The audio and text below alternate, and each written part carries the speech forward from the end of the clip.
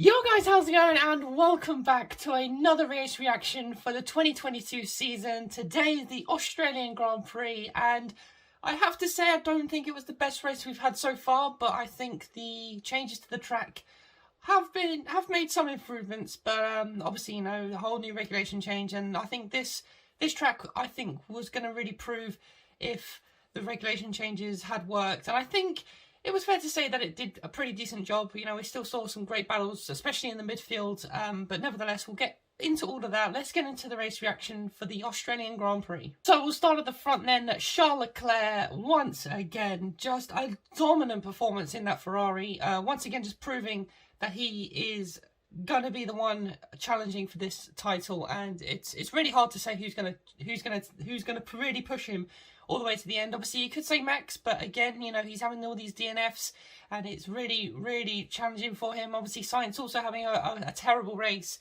Russell was now P2 in the drivers as well. It's absolutely all kicking off, but Charles Leclerc, just a dominant performance, and once again showing that he is well and truly getting on well with that Ferrari, and it's definitely fair to say Ferrari are back.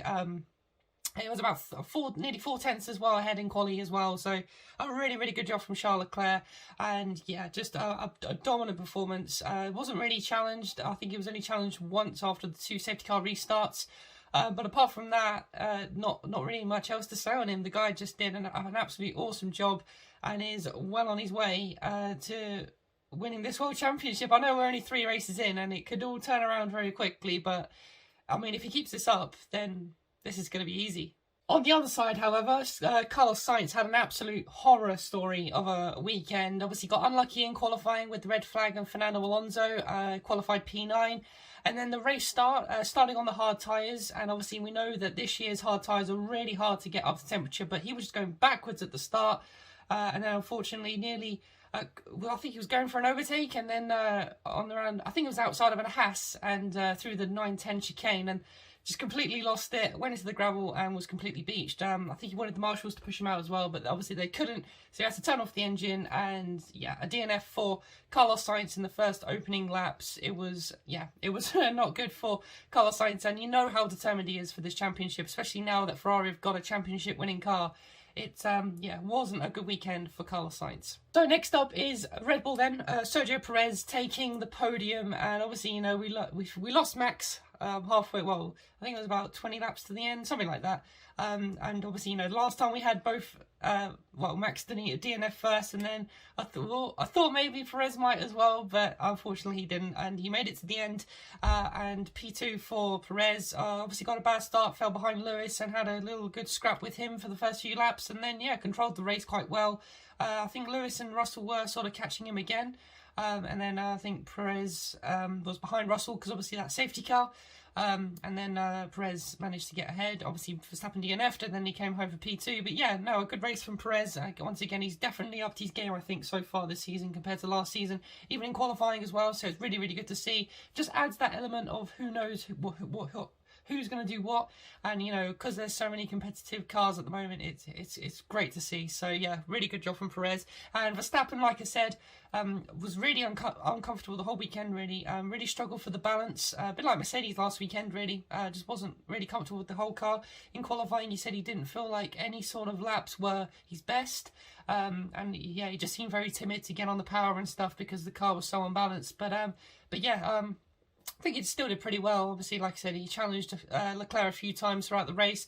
Didn't quite make the move stick, unfortunately. And then, obviously, towards the end of the race, he DNF'd anyway. And I was reading up, actually, just before doing this. And apparently, it's not the same issue that they had in Bahrain. So, more reliability issues for Red Bull. And it's definitely not what Max Verstappen needs. And he's 6th in the Drivers' Championship now. So, yeah, a very, very disappointing day for Red Bull. A team that did do a good job this weekend is Mercedes. They seem to have a little bit more pace like they did in Bahrain. Obviously, Saudi was a horror story for Lewis. But yeah, they did seem a little bit more comfortable in the race compared to qualifying. The car did seem quite tricky in practice and throughout qualifying as well. But they both made it through to Q3. And then, yeah, George and Hamilton, like I said, just did a really good job, really. Just sort of did what they could. Like I said, they did like I say, keep up with the Red Bulls for a good majority of the race. And obviously they caught Perez later on, like I said, a little bit later on. But yeah, a little bit of a better week. Russell getting a podium, and Lewis also coming home in fourth after Verstappen's DNF. So yeah, more points for Mercedes, and that's exactly what they need at the moment. Like I said, George is second in the Drivers' Championship. Like, how the hell has that happened? I don't know, but yeah, really good to see from George Russell. And obviously, like I said, now we've got two British guys at Mercedes. I don't mind who comes out on top. But yeah, really good job from Mercedes. It's great to see them back. Another team who are back in the points is McLaren. Lando Norris in 5th and Ricciardo 6th. The whole weekend, Ricciardo was with Norris more or less the whole weekend. Obviously, it was Ricciardo's home Grand Prix, so he's probably got the fans behind him, giving them that extra boost. But yeah, no, it was great to see McLaren fighting points. And like I said, for the majority of the race, they were pretty much neck and neck with each other. Ricciardo more or less stayed with Norris the entire race, which was great to see. But yeah, compared to their last two races, it's a massive improvement. So hopefully they can keep up the momentum, and hopefully they've sorted out that brake issue and all the other issues they were having, because it was terrible to see McLaren that far down doing that badly. But yeah, like I said, it's only the third race. You know, things could still change, and it might just be the one-off, but hopefully they've sorted the issue out. But yeah, a great day for McLaren, and finally some points on the board. Next up is Alpine then. I feel like we didn't really see much of Ocon throughout the race. He finished in 7th, and Fernando Alonso had a very up and down weekend, didn't he? It has to be said. He actually finished up in 17th. I don't know if he DNF'd or whatever, but yeah, obviously we'll start with Alonso because he was the main talking point, I think, out of the whole weekend. Was absolutely doing so well in qualifying, made it all the way to Q3 on his, I think it was his final run or his penultimate run. Doing so well. Car has, I think it was a hydraulics failure or something, spears him into the wall, and he was literally going purple through, I think it was the middle sector, and I couldn't believe it. I was so gutted that he wasn't able to convert that into a finish lap, because I think it was worthy definitely of top 3. He said it was the pole lap, so God knows what would have happened. But yeah, I just don't know what Alonso was on this weekend. He just had that fire that we know Fernando has. So yeah, that was really good to see. Hopefully we'll see more of that in the next Grand Prix to come. But yeah, unfortunately the race as well didn't go well for him, because he actually was in a really good position. The safety car came out, and then they didn't pit him for whatever reason. Then he got caught out, and yeah, it was just a nightmare really. So he ended up out of the points, and then for some reason he finished in 17th, like I said, it says on here. So yeah, not really sure what happened there, but massive disappointment for Fernando. And Esteban Ocon, like I said, I don't feel like I saw much of Esteban Ocon throughout the race, but he did manage to finish up in 7th somehow. So it's a really good job from Esteban Ocon. And like I said, I can't really remember the whole midfield battle because there was so much going on. It's so hard to keep all of it up, but yeah, really good job from Alpine. Alfa Romeo were another team sort of there or thereabouts. Obviously, you know, they had a really good start to the season, both out in Q2 this weekend, but Bottas finished in 8th, picking up more points for the team, and Guan Yu Zhou 11th. So yeah, again, they were sort of there or thereabouts. Like I said, there was so much happening in the midfield. It was crazy to keep up with, but like I said, more points for Bottas. And yeah, I feel like at the moment, this is all that the midfield teams need to do. They just need to score as many points as they can, because that midfield is changing up and down, side to side, like a roller coaster. Like, it's crazy. I mean, the only team not really challenging is Aston Martin. We'll get on to them in a little while, but yeah, good job for Alfa Romeo, I would say. Another team that was sort of just there or thereabouts was AlphaTauri. Pierre Gasly finished in 8th, and Yuki Tsunoda had sort of a few scraps here and there as well. He finished down in 15th, though, unfortunately for him. He nearly had that crash with, I think it was Kevin Magnussen, going through, again, that 9-10 chicane. Nearly went into the back of Yuki Tsunoda, and that would have been an airplane crash if that had happened. But luckily, Magnussen managed to avoid it when it cut across the grass, and unlike Sainz, he didn't spear into the gravel, so he managed to continue on. But yeah, Gasly had a bit of a battle, I think, with Stroll, if I'm not mistaken. But yeah, a pretty average weekend again for AlphaTauri. It's just so hard to judge who is the best team in the midfield. Like I said, you know, all these teams have had to struggle to the start of the season. Now they're coming back, and the people who had a fairly decent start have, you know, fallen back into the clutches. So it's incredible to see, you know. So yeah, really good job from all the midfield teams. It's great to see, because I think if it wasn't for the midfield teams, it wouldn't have made the race that exciting. So here we go then. Aston Martin are next up on the list. Lance Stroll finishing in 12th place, and Sebastian Vettel DNF'd. We'll start with Sebastian, because obviously he was the meme of the weekend.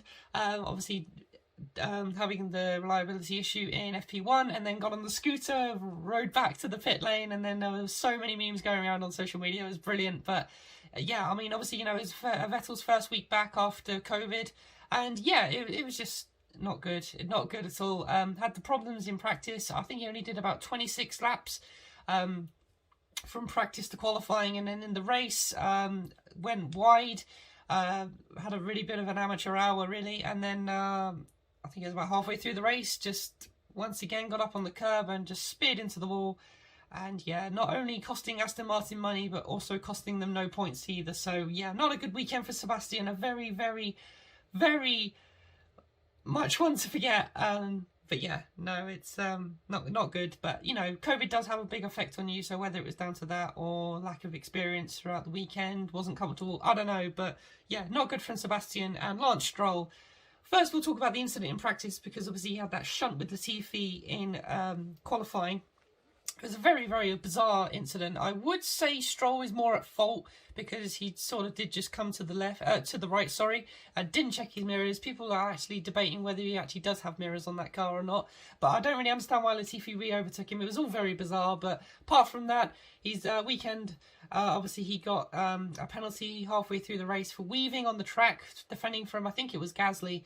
And yeah, just a bit of a disappointing weekend for Stroll, really. I've never rated Stroll, and I think he's definitely got to start improving. Otherwise, well, I know his dad's in charge of the team, but, you know, there's probably going to be a part of him if they keep putting in money for the repairs that they keep having to do with the car, then, you know, I think Lawrence Stroll might get bored of it and, you know, realise his team isn't very good, because they are literally the only team now without any points in the whole Constructors' Championship. So yeah, not good for Aston Martin, and they seriously need to sort out their stuff big time. Another interesting team was Haas. They were sort of nowhere this weekend. They were, you know, once again having a few scraps here and there with the midfield cars, but P13 for Michael Schumacher. Did I just say Michael Schumacher? Mick Schumacher! And and 14th for Kevin Magnussen. Yeah, again, a team that got really good starts in the first opening races, but yeah, was sort of nowhere this weekend. I think they were both out in Q2, and yeah, just really disappointing from the team, really, who have made massive improvements. But yeah, again, you know, maybe this is just track dependent. Maybe they just didn't get the setup right, but hopefully they'll come back strong for the next weekend. But yeah, not really much else to say on Haas, really. Like I said, they had a few scraps here and there, but apart from that, not much else. And the final team then to round off this race reaction is Williams. Latifi kept out of trouble the whole entire Grand Prix. Obviously not in qualifying, because we've already explained that. But yeah, didn't see anything of Latifi. He's probably just been told to bring it home in 1v. Stop costing us money in the team, because Williams are definitely a team who can't afford that. So yeah, he made it to the end out of I think Fernando finished, I'm not too sure, but anyway, he was 16th, so I'm not sure if he was the last of the runners or not, but he was majority last for the whole Grand Prix.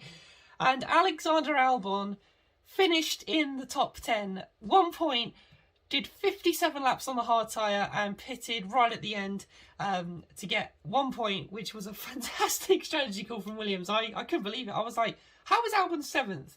He's pitting on the last lap. Oh, it's because he hasn't made the pit stop, that's why. But yeah, no, crazy stuff, and really good from Albon, and that's really going to help Williams through this championship, and hopefully they can grab more points and have more sort of results like that in the races to come. But yeah, a fantastic job from Albon, and yeah, really well done, Williams.